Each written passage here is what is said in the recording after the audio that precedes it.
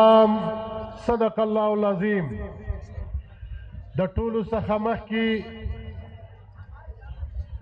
نن قائد ملت اسلامیه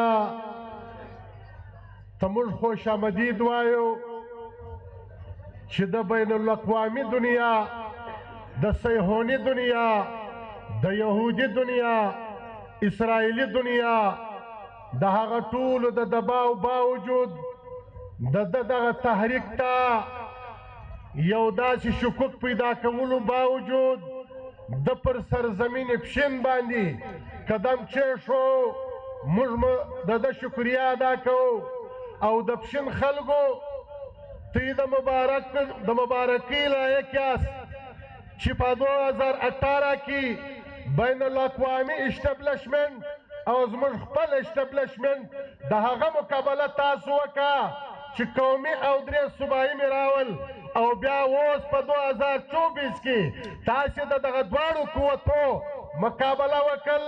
موږ خو دا وایو چې قائد ملت اسلامیه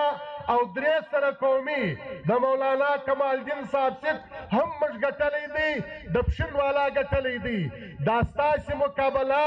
دا ستاسې جدوجهد، دا زموږ د علاقې د ملکانو خانانو د نوابانو سردارانو د دې سره نه دی، بلکې په والله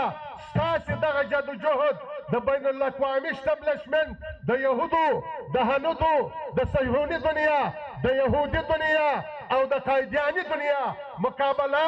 سرزمین پشین وکړ. ته د مبارکباد وړ یاست. موږ ته یوه خبره کوو، د خبرو والا راغلی دی، خبرې به د خبرو والا کوي. د دنیا دا دوکه چې یو طرف ته په اسرائیلو په فلسطین کې زما او ستا مندې خوندې، هغه د دوی سکولونه، د دوی کالجونه، د دوی لوڼې، د دوی په سکول کې هغه استادانې، هغه د سکول طالبانې شهیدانوي. بل طرف ته یو معمولي خبره راخستې ده چې په افغانستان کې دلته د انساني حقوقو مسله ده، طالبانو د ښځو د نجونو سکول بند کړی دی. او بل طرف ته چې یوه ملاله هغه په یو ګولۍ ویشتل کېږي.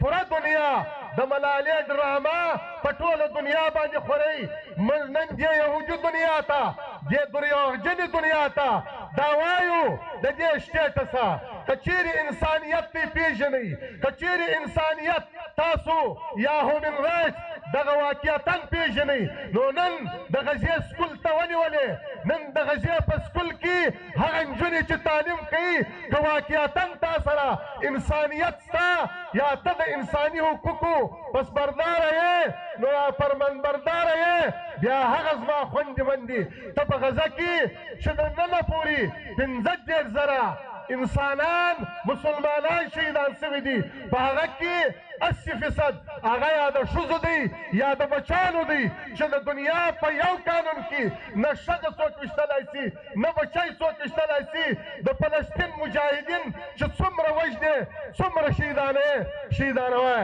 دویمه خبره دا ده، موږ دې خلکو ته وایو تاسې جمعیت علما دا باندې بازۍ مه کوئ، دې سره کیل مه کوئ. دا ډېر یو غنیمت وبولئ چې نن موږ د غستۍ په جمهوریت غاړه ایستلې ده. تاسو ویل چې جمهوریت دی او د هغه جمهوریت کې موږ لګیا یو. نن د جمهوریت د لارې ما آئین قانون ته نه پرېږدې، زما ووټ غلا کوې، زما په ووټ باندې ډاکه ویې، بیا به مرکې کوې. دغه ستا پلار امریکا به ستا په سر ولاړئ، دا برطانیه به ستا په سر ولاړئ، دغه اسرائیل به ستا په سر ولاړئ. بیا به ته ماته دا وایې چې راسه ما سره په جمهوریت کښېنه، همه شموله حکومت جوړ کړه، راسه اسمبلۍ له ځو. که کله دا خو اوس اشارې دي، بیا قاید دا مجلس حافظ صاحب وکړي چې هر څه ته تیار یو، جیلو ته تیار یو، و زخمو ته تیار یو. یوه بله هم پسې واوره، بیا موږ تورې اخیستو ته هم تیار یو، بیا به موږ ټوپک هم اخو، بیا که موږ توره واخیستل ستا پلار امریکه به داسې د دې ځایه تښتي د ملک خداداد پاکستان نه لکه د افغانستان څخه چې وتښتېدل په افغانستان کې د غومره په زور راغلي ول نن که ته ماله راغلی زه تا پېژنم نن که ته پر ما فیصلې کوې یا د بازار د پیسو جوړ کړی دی د پنجاب فصل دې جوړ کړی دی 4 فصله اخې یو وار یې په الیکشن کې اخې بیا د الیکشن بعد په کیسو کې اخې بیا د هغه بعد په کیسو کې اخې 4 فصله نن د پاکستان عیني اسمبلۍ له چې څوک ځي د 4 فصله به تېرېږي 4 فصله به دی یو وار پیسې ورکوي په اربو کربو دنیا کاروبار جوړ دی دغه کاروبارونه دا نه چلیږي د پاکستان عیني اسمبلۍ د پاکستان قانوني اسمبلۍ دا به د عین د لارې د قانون د لارې دا موږ ګټو دا نن عوامي اسمبلۍ هم ده دا نن اسلامي اسمبلۍ هم ده دا نن مذهبي اسمبلۍ ده او دا مذهبي اسمبلۍ دغه اسلامي اسمبلۍ دغه عوامي اسمبلۍ دا به په ټول پاکستان کې شروع کیږي بیا به مرکې کوي بیا به جرګې کوي بیا به ستا خبره څوک نه اوري دا د قائد پر حکمه پورې موږ انتظار کوو په آخره کې زه د پښین جماعت د پښین هر فرد د پښین هر بچی د پښین که په کور کې ناستې زنانې دي موږ د دې ټولو شکریه ادا کوو چې نن دوی د اسلام هغه کله ثابته سول چې نن دوی هغه یهودیانو هغه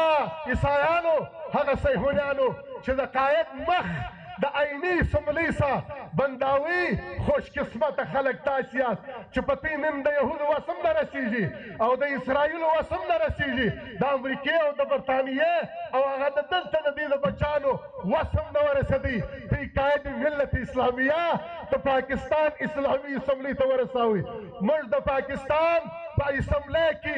یو قائد پر 380 باندې باری دی چې دی موجود یي ټول جماعت په اسمبلۍ کې موجود دی انشاءالله العزیز هغه ارمان به دې ونه کېږي چې ته وایې ما علماو مخه ونیول دا یو قائد دا ملت اسلامیه دی دا د ټول اسلام ترجمان دی دا د ټول اسلام عظیم مجاهد دی دا د ټول اسلام هغه قائد دی دا نن په اسمبلۍ کې دی ټول جمعیت علما اسلام په اسمبلۍ کې دی په آخره کې زه ور بیا د صوبایي جماعت د ضلع پښین